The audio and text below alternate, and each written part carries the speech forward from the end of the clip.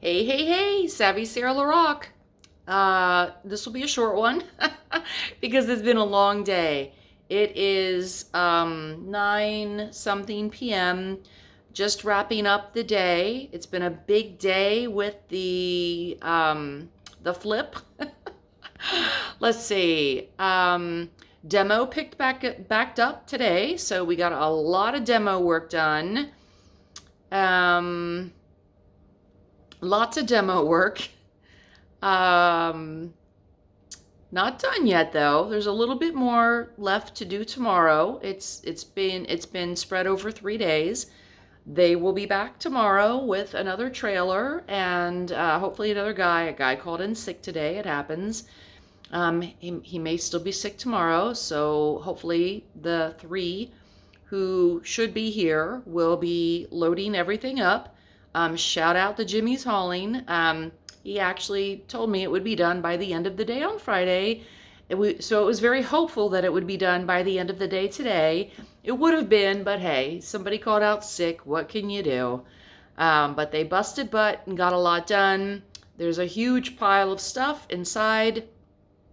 But then everything got distracted because, well, first of all, there was a contractor that I was supposed to meet yesterday, but because I was inside talking with another contractor for longer than I had anticipated, and my phone was off and it was in my back pocket. So, and because I live in the same building as the flip, so somehow when I sent the address, I accidentally gave that contractor my home unit number instead of the flip unit number. So he was knocking on my door while I was over at the flip speaking to another person for a very long extended time that I wasn't planning on. So I missed his appointment. So we rescheduled for today. Thank goodness he agreed to come back out because, hey, the guy drove all the way here to meet with me, waited for half an hour, and I didn't answer. Only when I realized, oh my God, what time is it? We've all had one of those moments where you're suddenly snapped back into reality and you realize, oh, damn, I'm missing something. I grabbed my phone. He had called me 3 times, and that was all 25 minutes ago. I call him, and yeah, he waited around for a while, but he had to go. So he came back today, but he had to wait a little bit today because there was something that happened again. So funny how things repeat themselves. And I had a gut instinct that this was going to happen, and I'll be damned if it didn't. Some might say that's a self-fulfilling prophecy. Others might say that was my intuition. I choose to believe that was my intuition. What happened was the unit below the condo that I'm flipping, because I'm flipping a second floor unit, the lady below me, as I was moving my car from one parking spot to the other one that I now have, which are, by the way, the two best parking spots for the building. She runs out, Sarah, my place is flooding. Oh my God. So as it turns out, while we did manage to get the water shut off all the way, we did not shut the hot water heater off. And when the first sink, the half bath sink, was ripped out of the wall, that's when we realized we hadn't turned the water off yet. So we quickly did that, and we thought everything was okay. I left the sink and the the two sinks and the tub on at full throttle all night long, so all the water would come out. Because if anyone knows, when you turn the water off, there's still a lot of water in the lines that runs out. So we don't want that to happen again. So everything was on. So when I showed up today, all the sinks were dry. It appeared everything was okay. However, in that half bathroom, which now has had sawdust all over the floor because the vanity was the original vanity and it was made of particle board, which is essentially sawdust compacted together with laminate on each side. And when they rip all of that apart, if it's original, which 1980, it's been here for a while, it kind of turns to sawdust. So there was a lot of sawdust on the floor, but the hot water valve from that sink was broken. There was I don't even remember what exactly the problem was, but there was water coming out, is the point. Water had been dribbling out of the hot water line from that sink all night long. And when I went in there this morning with the crew and everything picked back up, they demoed the rest of the items out of that bathroom, but because of all the sawdust, didn't see the water that had been dribbling all over the floor because it kind of, the particle board absorbed it. So it came into the neighbor's bathroom, in through her ceiling, dripped down her whole floor. Tile floor was soaking wet, starting to absorb into her carpet. And we call them the boob lights. You know, everybody has seen the boob lights. I don't have one in my home to show you. I got rid of the boob lights. But probably a man designed them, right? Yeah, they look like a boob. It was full of water, and that was beginning to drip in her entryway onto her carpet. That's when she noticed everything, ran out, grabbed me. Everything stops when that happens. And this was around 4 p.m. So I knew my luck of finding an emergency plumber was a little slim, and I knew I had to drop everything that I was doing and get right to it because I care about things that happen on my watch. And this is my neighbor. I live in this community. So I don't care if it's a complete stranger. I don't want to damage someone's property because I have to fix it. So I went through, let's see, maybe 5 plumbers, all different, I can't get there. Well, we don't have emergency service, all the way to I can't get there until 7:30 tonight. And it was a little after 4, so about 4:30 about this time.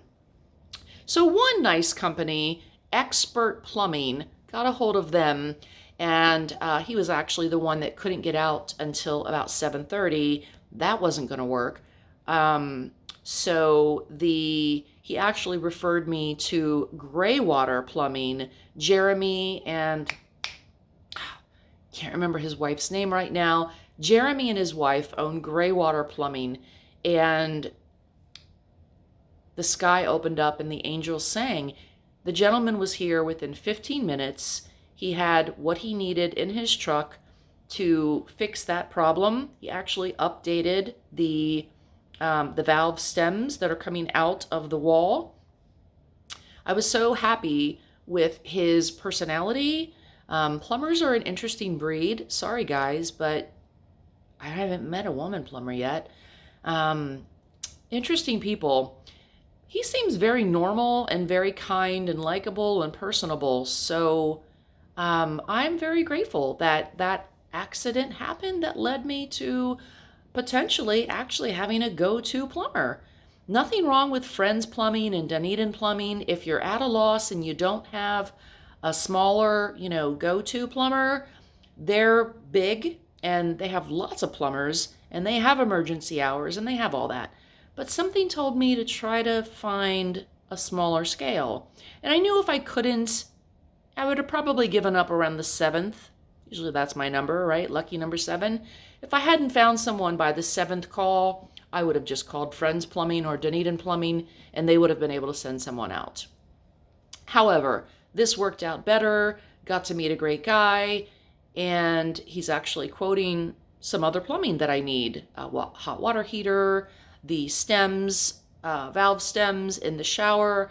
Anytime you're going to update a shower or a bathtub, you always want to update the valves inside of the wall. Of course, you want to do that. They're from 1980, so that's really important to do as a flipper, as a renovator, as a home developer and improver. I would never go to all that trouble to make such a beautiful new tub or walk-in shower and not have the valve stems updated inside the wall, even though you won't see them because they're inside the wall. It needs to be done.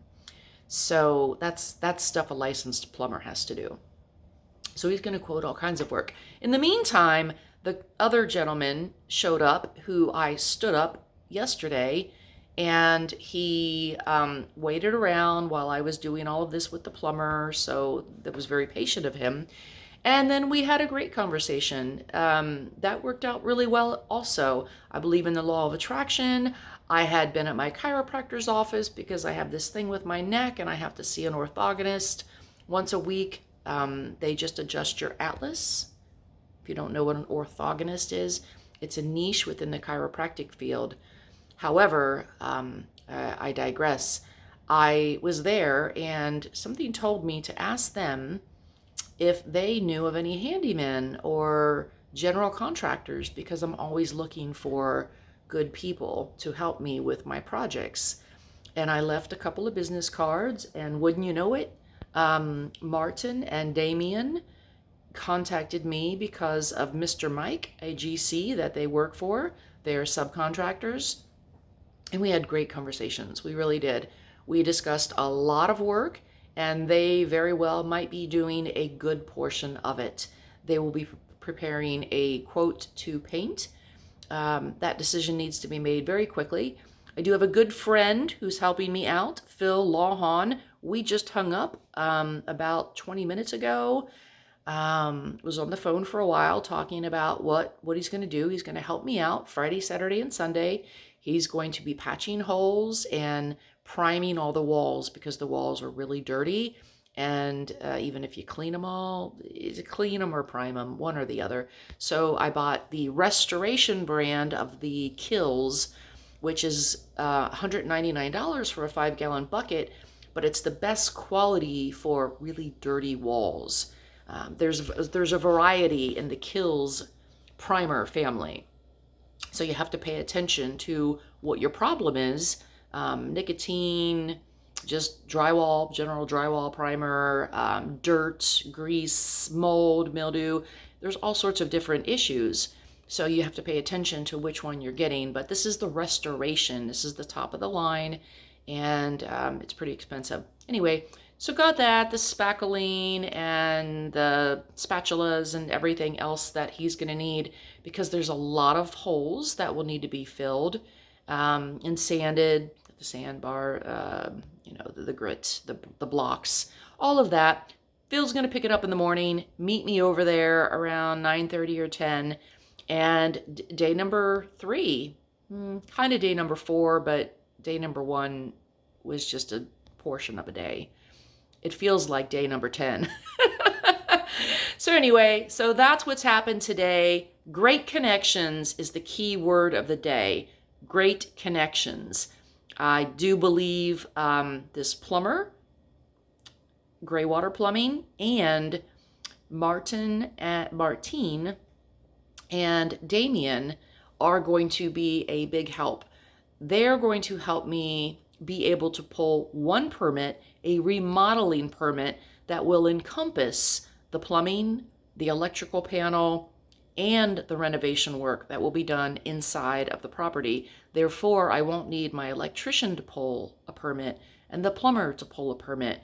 Everything will be encompassed under one, and that will be under the general contractor that the subcontractor works with and for. So that's the great news. That's a game changer. So all in all, happy days. I'm a little frustrated. It's really, it's 9:33 now, so a little too late to do my yoga class, which I really wanted to do. That's for my physical therapy, helps keep my back in good working order. But that's okay. It's one day. So tomorrow will be a better day. So thank you for listening, and shout out to the people that helped me today. I'll put their links below. Great people. You know, you're only as good as the people you have around you, right? When you have projects to do. So shout out to these companies, huge helpers, good people. I have a very good feeling. I can read people's energy pretty well. And not only do they have the qualifications and the credentials and the license, but they also have the right personality. And that's really important to me, anyhow. All right, peace out. Thank you. Good night. Time for dinner.